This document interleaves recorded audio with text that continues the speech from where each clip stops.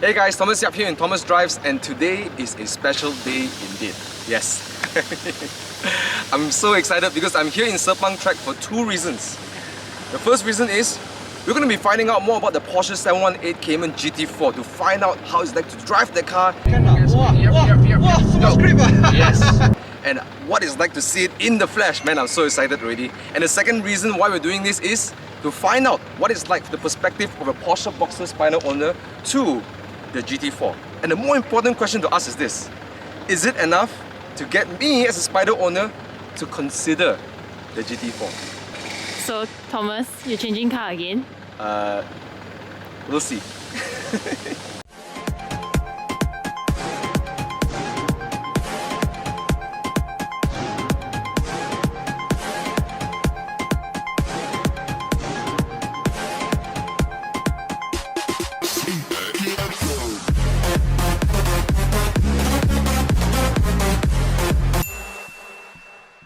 The Porsche 718 Cayman GT4 has got to be one of the most epic cars I ever got to drive, and I think for the rest of my life this car would etch a memory in my mind.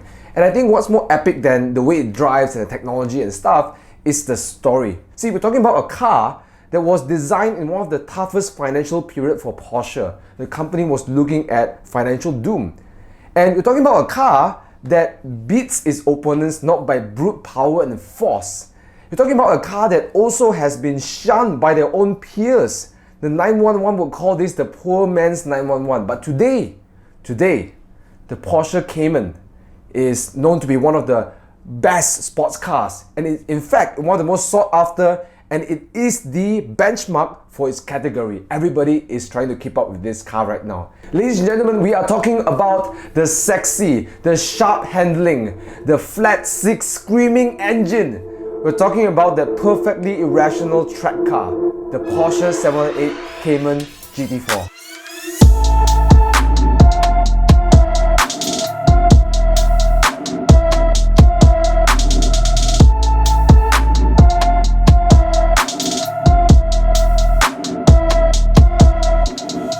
So the Cayman hasn't always been the Cayman. Before the Cayman existed, there was only the Boxster, the 986 Boxster, which was created to save the company from financial doom. See, sales plummeted for Porsche around 1986. They were doing pretty good, 50,000+ sales, to 1993. They had roughly around 14,000 sales. So they had to find different ways to pull in new crowd, a new, perhaps a more affordable sports car. Hence, the Boxster was born. It was actually inspired by the Far East, Mazda Miatas. People wanted two-door roadsters, so they created the Boxster. Everyone loved it, okay? But it handled well, it looked like a 1950 racer, and people just love it, the handling dynamics of a mid-engine Porsche.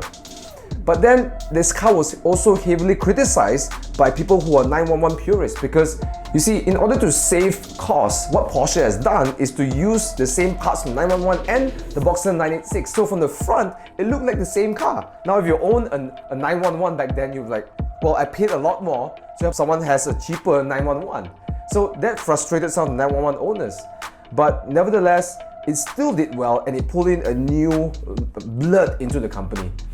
Then people asked the question, what if the company decided to make this car a bit more of a sports car, give it a hard top, more rigidity? And that's when the 987 Boxster and Cayman was born on that generation. Now that car was amazing. The mid-engine, the rigidity, it was a great sports car. People loved it. The looks, so-so. What if Porsche gave Cayman a little bit more power? Would it then be better than the 911? So the question to the answer was somehow revealed in the form of the Cayman R, which was pretty darn good. But then it didn't have enough power to rival still the 911s. So they always wondered, what if the car had more power? In the 981 generation, it was answered. They launched the first ever Cayman GT4. And boy oh boy, it was one of the most anticipated car in the industry. And it did live up to its name. The Porsche Cayman 981 GT4, right? That generation was great. It handled amazing on track. It looks sexy right now because most of the parts now were formed for the Cayman. But some would argue that it's not a real GT car, although it was so amazing, because the engine, right? The 3.8 liter engine, the flat 6, actually came from a 911.1 Carrera S. So it's an engine taken out and detuned for this car. So you can arguably say, while the GT team put in all the work into the car, it's not a full commitment yet in the last generation GT4. But it was already a great car. How do you take something that was great and make it even better? Porsche does it again and again and again. So in this generation, the 718 Cayman GT4, you can see there's a bigger commitment into the car. Because not only they have changed the aerodynamics completely, not only they've given it a different suspension system, but they've now given a bespoke engine. Yeah, finally. So this engine is now crafted. Actually, it was from the 992 Carrera S, but taking the turbo out, they changed a lot of parts and made it into from a 3 liter to a 4 liter. That's how committed right now the GT team and Porsche is into the new Cayman GT4. So arguably, you know, if it's anything that what I suspect to be the leap from the 981, the Spider I own, and the GT4 to the 718 will be huge. And we'll find out more in the next segment of the video of how it drives and how it feels like on the track.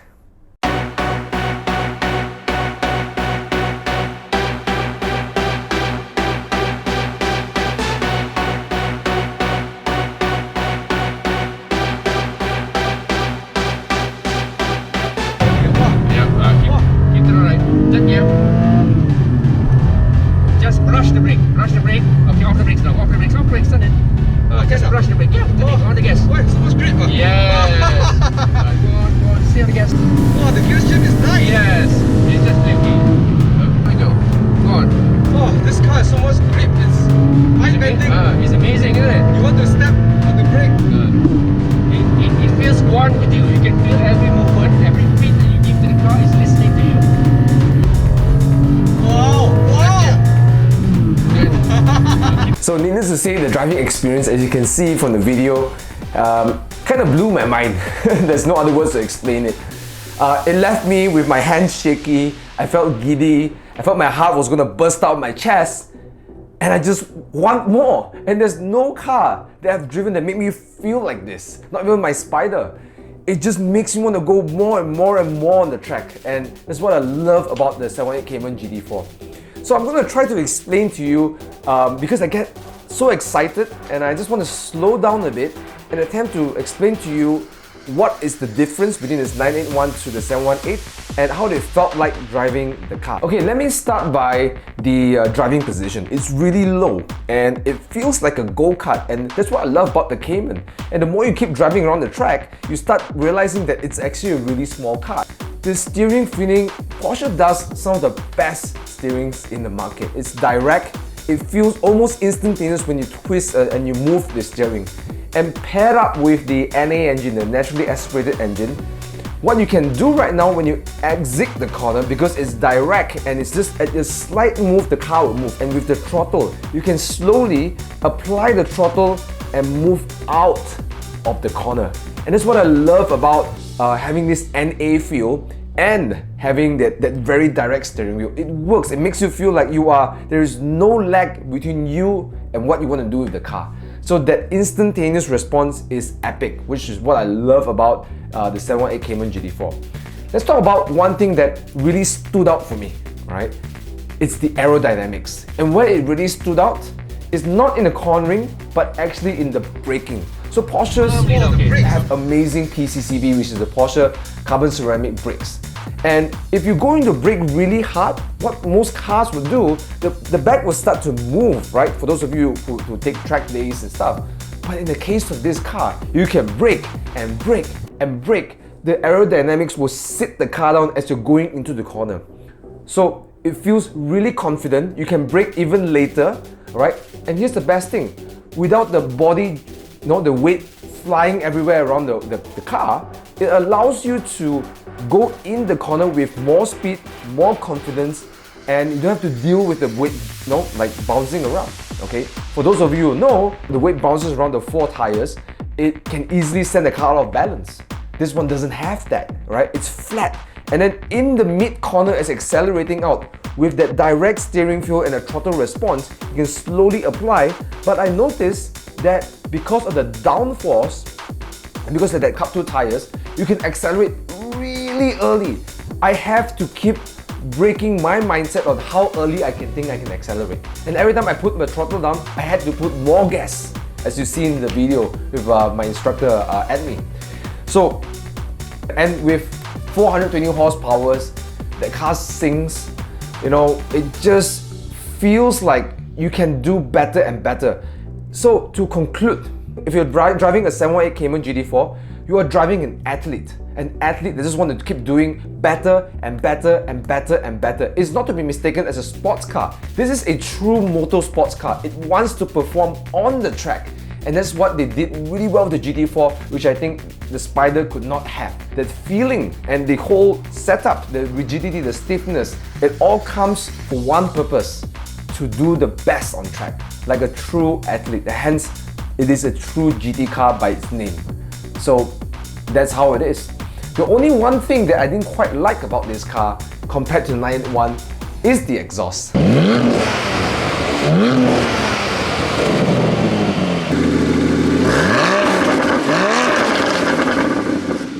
Because while they have an amazing engine, due to EU regulations, they had to put in particulate filters.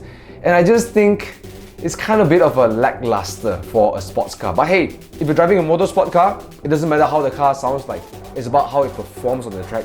And by that very virtue, the 718 Cayman GT4, hands down, one of the best track car I've ever got to experience. Not that I've experienced a lot of track cars, but I can see, alright, it really changed my mindset, my experience with the track day.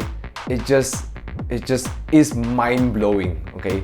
But if I can leave one word for you about this car, is this. It is a true athlete who wants to perform again and again and again. It wants you to go to the limit with the car all the time. Man, the Porsche 718 Cayman GT4, you know, as you can see right now, even I'm talking about it, I'm sweating because such a lovely car, such a lovely car. So with enough about the driving experience, let's talk about the walk around the car, the interior, exterior, and some of the design cues.